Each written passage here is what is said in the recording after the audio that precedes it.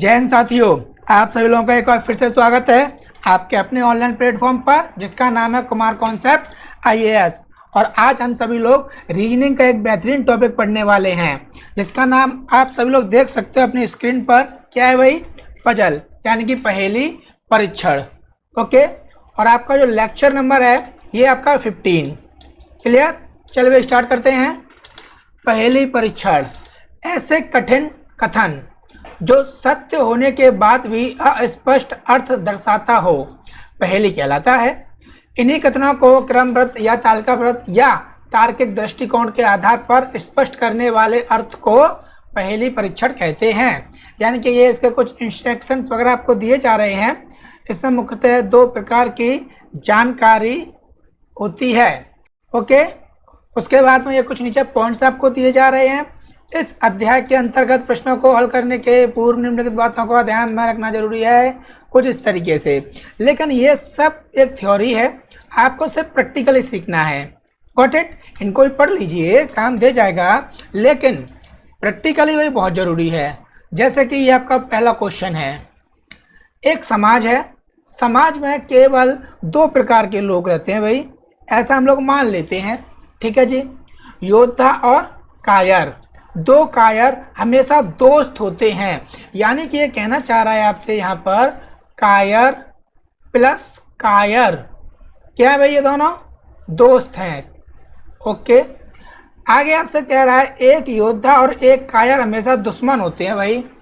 Okay, योद्धा plus कायर ये क्या हो जाएंगे? दुश्मन। क्यों? क्योंकि एक दूसरे को ज्ञान देंगे भाई। दुश्मन इसीलिए है ना। योद्धा कहेगा कायर से तुम डरते क्यों, भाग जाते हो। कायर कहेगा कि कहीं कहीं भागने में समझदारी है। आगे, योद्धा एक दूसरे से उदासीन रहते हैं, यानी कि हम कह सकते हैं यहाँ पर योद्धा प्लस योद्धा ये उदासीन, इन्हें मतलब नहीं है भाई एक दूसरे से ना दोस्ती ना दुश्मनी, ना काहू से दोस्ती ना काहू से बैर। ठीक है भाई, ये आपको कुछ कंडीशंस दी जा रही हैं। आगे कह रहा है यदि ए और बी दुश्मन है। ओके, ए प्लस बी क्या है भाई? ये दोनों दुश्मन। तो दुश्मन का मतलब क्या हो गया? एक तो इनमें से होगा योद्धा और एक होगा कायर, लेकिन कौन है अभी नहीं पता। आगे बढ़िए भाई, सी और डी दोस्त हैं। सी प्लस डी ये हैं जिगरी यार, फ्रेंड। तो सी और डी हमारे पास दोस्त हैं, यानी कि ये रहा दोस्त कायर कायर। ये दोनों क्या है भाई? कायर कायर आपको ये मिल गए। ओके, आगे बढ़ते हैं भाई। ई और एफ एक दूसरे से उदासीन रहते हैं, तो इसने भी यहाँ क्लियर कर दिया भाई ई प्लस एफ यदि उदासीन है, इसका अर्थ क्या हुआ कि ये योद्धा और योद्धा होंगे। क्लियर? यानी कि आपको यहाँ दो योद्धा दो कायर मिल चुके हैं और ये दुश्मन है, तो एक योद्धा एक कायर और मिलना बाकी है। क्लियर? तो 3-3 का पेयर दिया जा रहा है। आगे देखते हैं भाई क्या दिया जा रहा है आपको। ए और ई दुश्मन नहीं है। ओके, ए प्लस के ई दुश्मन नहीं है। अगर ये दुश्मन नहीं है तो फिर क्या हो सकते हैं भाई? या तो ये होंगे दोस्त या फिर ये होंगे भाई उदासीन। अगर दोस्त हैं तो दोनों कायर होने चाहिए, उदासीन हैं तो दोनों योद्धा होने चाहिए। अब आप ये पता नहीं है कौन है, लेकिन ई के बारे में आपको जानकारी है कि जो ई है वो क्या है भाई? योद्धा। और अगर ई योद्धा है तो इससे क्या तात्पर्य निकल के आया कि ए भी योद्धा ही होगा। तो यहाँ से आपको एक क्लियर हो जाता है कि जो ए है वो योद्धा है और बी है वो कायर। हाँ या ना? आगे उसने एक लाइन और दे दी है भाई, उसकी जरूरत नहीं थी फिर भी दे दी उसने। चलिए भाई इसको भी देख लेते हैं। बी प्लस एफ क्या है? दुश्मन। और दुश्मन कब होते हैं? जब एक होना चाहिए कायर और एक होना चाहिए योद्धा। बी के बारे में पहले हमें नहीं पता था, अब पता है, लेकिन एफ के बारे में हमें पहले से पता था भाई एफ योद्धा है। और अगर एफ योद्धा है तो बी कौन बाकी बचा? कायर, जो कि आपका यहाँ डिसाइड हो गया। यानी कि इस पॉइंट से ना आप चेक भी कर सकते हो क्या सही है और क्या गलत।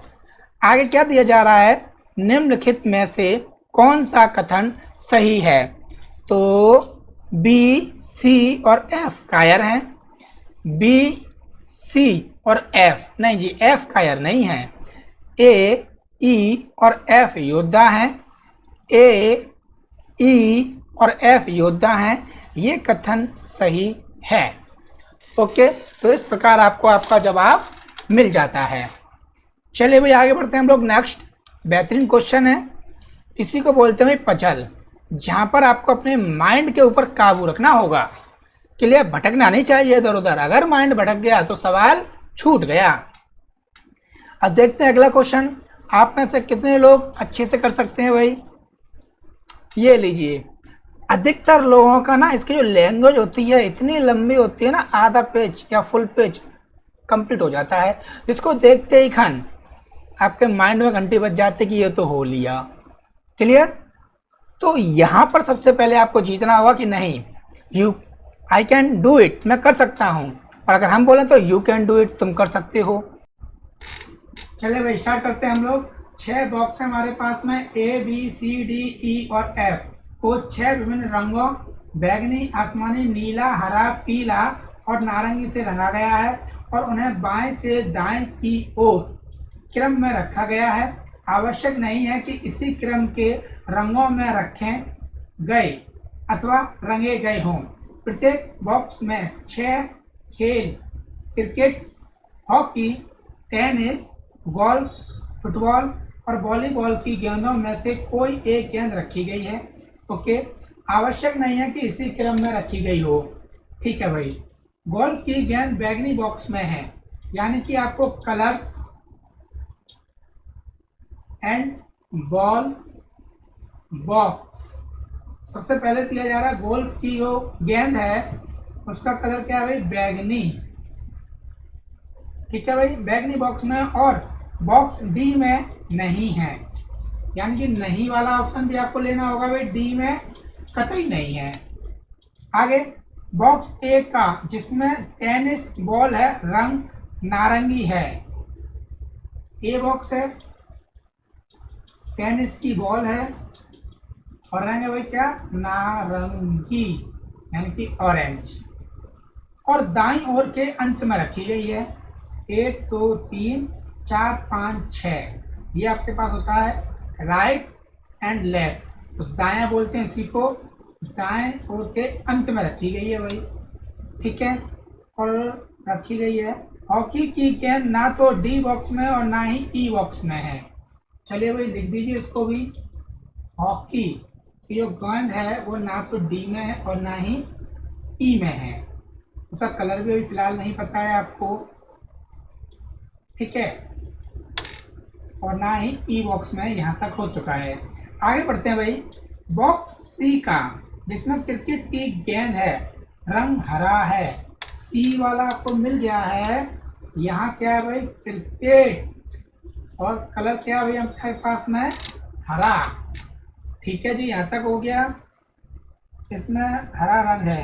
हॉकी के गेंद वाला बॉक्स ना तो नीले रंग से रंगा गया है ना ही पीले रंग से। हॉकी भाई ये है, तो ये आपको बता रहा है नीले और पीले से हमने इसको नहीं रंगा है। ठीक है भाई, अब यहीं पर जरूरत है भाई आपके माइंड की। आपको आगे बढ़ने से पहले सोचना चाहिए कि टोटल हमारे पास में कितने कलर है भाई, 6 में से 1 2 3 4 5, तो कौन बचा, सिर्फ एक ही तो बचा हमारे पास, कौन सा, आसमानी। तो क्या यहाँ पर आसमानी नहीं आ जाएगा भाई, हाँ या ना, हाँ जी सर, तो यहाँ पर आपका आसमानी हो गया फिक्स। Got it.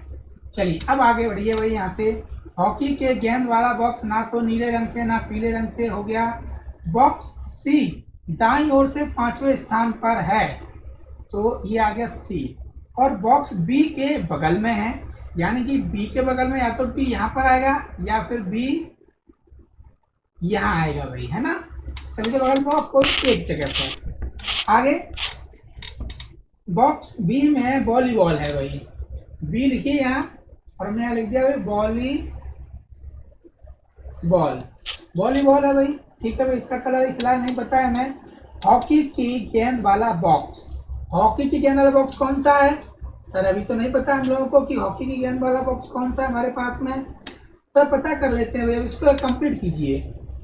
अभी हम लोगों को बस ये लाइन और फिट करनी है इसमें, ठीक है। गोल्फ की गेंद हो गई, टेनिस हो गई, हॉकी, क्रिकेट, वॉलीबॉल। कौन सी गेंद बाकी बची है भाई? सर फुटबॉल अभी बाकी बची है, तो हमने यहाँ लिख दिया फुटबॉल। इधर कंप्लीट हो गया 6। अब इधर चलते हैं भाई, 1 2 3। अगर हम इसकी बात करें तो ये 3 तो नहीं आ सकते, और उसने 2 की और मना कर दिया है, यानी कि 3 और 2 5, तो ये 5 नहीं आएंगे, हैं टोटल 6। कौन सा बाकी बचा है भाई? एफ। तो यहाँ पर आपका आ जाएगा एफ। Got it. अब इसके ऊपर चलते हैं भाई, 1 2 3 4। अगर हम 4 की बात करते हैं तो ये 5वां यहाँ नहीं आएगा, 6वां फिर से कौन बचता है यहाँ? ई। और अब ये सीधे 5 आ गए, तो यहाँ कौन बचता है? सिर्फ और सिर्फ डी। Got it. इस प्रकार तो ये कंप्लीट हो गया। अब इस लाइन को देख लेते हैं, शायद इसमें कुछ कलर के बारे में दिया जा रहा हो भाई, इनका कलर कैसा है। हॉकी की गेंद वाला बॉक्स, यानी कि कौन सा? एफ। ये रहा एफ बॉक्स। गोल्फ की गेंद वाले और वॉलीबॉल वाले बॉक्सों के बीच में है, तो गोल्फ की गेंद किसमें है भाई? ई में है, और वॉलीबॉल की बॉल किसमें है? बी में, इसके बीच में है। तो अगर ये बी के बगल में आएगा, इसका मतलब तो क्या बी यहाँ हो सकता है? तो अगर यहाँ है तो बी का तो एक ही बगल है, यहाँ तो है ही नहीं। तो इससे पता चलता है कि बी यहाँ नहीं हो सकता, बी फिर यहीं पर होगा, एफ यहाँ हो जाएगा और ई यहाँ हो जाएगा। अब एक ही बचता है हमारे पास, और वो कौन बचता है भाई? डी, वो यहाँ हो गया। अब लगभग सभी कंप्लीट हो गए हैं, बॉक्स भी हो गया, बॉल भी हो गए। यहाँ हमने दाएं से बाएं, बाएं से दाएं लिख भी दिया, लेकिन कलर्स में सिर्फ 4 ही आए हैं भाई। ये 2 जगह अभी हमारे पास रिक्त हैं, और पूरा सवाल हम लोगों ने पढ़ भी लिया। तो ऐसा जरूरी नहीं है कि वो आपको डेटा कंप्लीट दे, कभी कभार ना वो आपको डेटा अधूरा देता है, और आप इसी कंफ्यूजन में रहो कि ये कैसे क्लियर हो कि यहाँ नीला और यहाँ पीला, या यहाँ नीला यहाँ पीला आएगा। तो यहाँ पर क्या आना चाहिए भाई? यहाँ आ जाएगा नीला या पीला।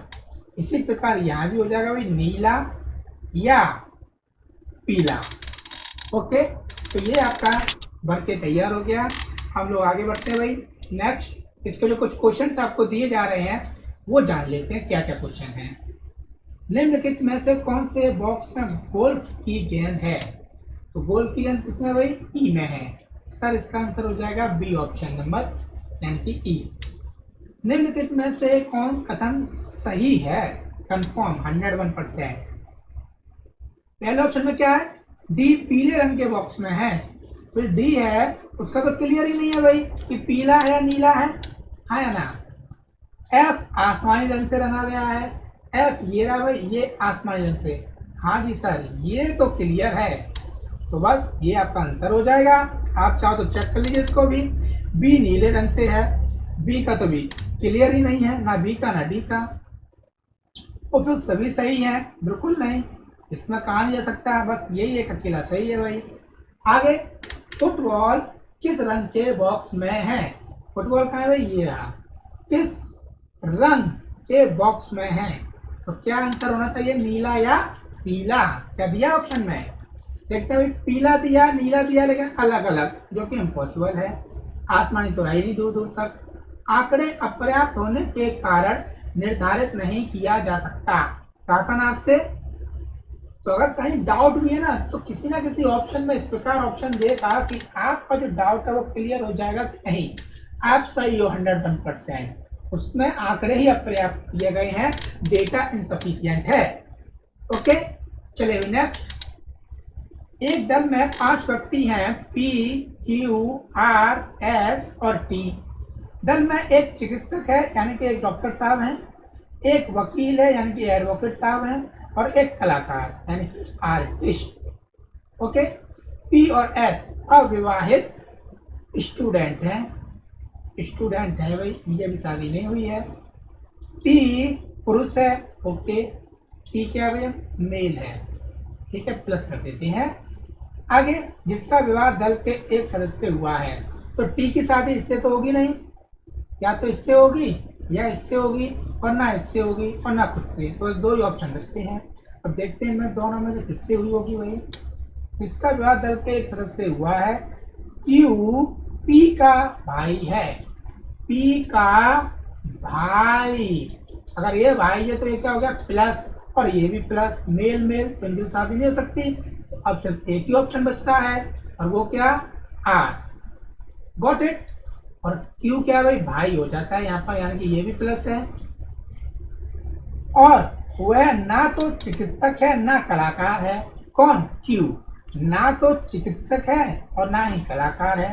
तो कौन बचता है भाई, एडवोकेट, वकील साहब। आगे, आर चिकित्सक नहीं है। आर चिकित्सक अगर नहीं है तो एडवोकेट साहब तो जा चुके हैं भाई, ये काट दीजिए। और डॉक्टर नहीं है तो कौन बचता है, सिर्फ आर्टिस्ट, यानी कि कलाकार। और अब एक ही बचता है हमारे पास, टी क्या हो जाएगा फिर, डॉक्टर साहब। ठीक है, ये आर्टिस्ट। तो इस प्रकार बन के तैयार हो गया। अब देखते हैं भाई इसमें आपसे क्या क्या क्वेश्चन पूछे जा रहे हैं। चिकित्सक कौन है, तो कौन है भाई, टी, चिकित्सक हमारे पास टी हो जाएगा।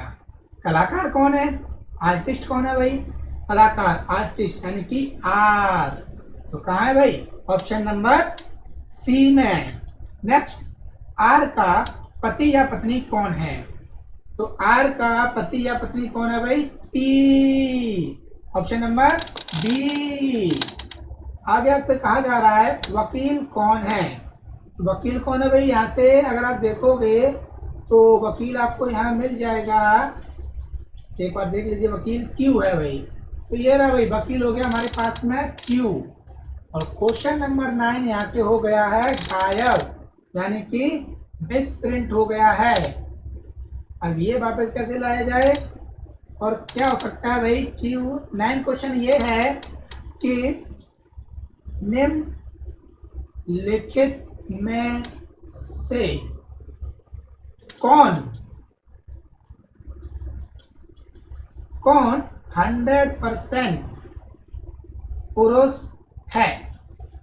ए ऑप्शन में आपको दे दिया जाता है भाई पी, बी ऑप्शन में आपको दे दिया जाता है क्यू, और सी में दे दिया जाता है भाई, ए बी सी में आर, और डी में आपको दे दिया जाता है इनमें से कोई नहीं, नन ऑफ दीज, इनमें से कोई नहीं। अब बताइए भाई, तो जैसा कि आप जानते हो टी पुरुष था भाई, देखो उसने क्या कहा, निम्नलिखित में से, यानी कि इनमें से छांटना है। तो हमने देखा था जो क्यू था वो क्या था भाई, पी का भाई, और भाई होने को वैसे क्यू भी क्या था, पुरुष, तो इसीलिए ऑप्शन नंबर बी आपका सही हो जाएगा। है ना। चलिए भाई अब लोग बढ़ते हैं अपने अगले प्रश्न की ओर। किसी पाठशाला में 5 शिक्षक हैं भाई, ए बी सी डी और ई। ए और बी हिंदी तथा अंग्रेजी पढ़ाते हैं भाई, हिंदी और अंग्रेजी, यानी कि इंग्लिश, हिंदी और इंग्लिश। सी और बी अंग्रेजी और भूगोल, अंग्रेजी, इंग्लिश और भूगोल, यानी कि ज्योग्राफी। बी की बात हो रही तो इंग्लिश तो पहले से है, ज्योग्राफी और आ जाएगा। डी और ए, डी और ए की बात हो रही है भाई, गणित यानी कि मैथ और हिंदी। तो अगर ए की बात करें, हिंदी पहले से है भाई, मैथ और आ जाना चाहिए। ई और बी, ई ये रहा और बी ये रहा भाई, इतिहास यानी कि हिस्ट्री एंड फ्रेंच। तो भाई हिस्ट्री भी आएगा यहाँ और फ्रेंच भी आ जाएगा, है ना। चलिए क्या पूछ रहा है, सबसे अधिक विषय कौन पढ़ाता है, तो सिंपल सा दिख रहा है भाई, जो बी है वो सबसे अधिक विषय पढ़ाता है ना। चलिए भाई आज के लिए हम लोग इतना ही करते हैं। जय हिंद, जय भारत।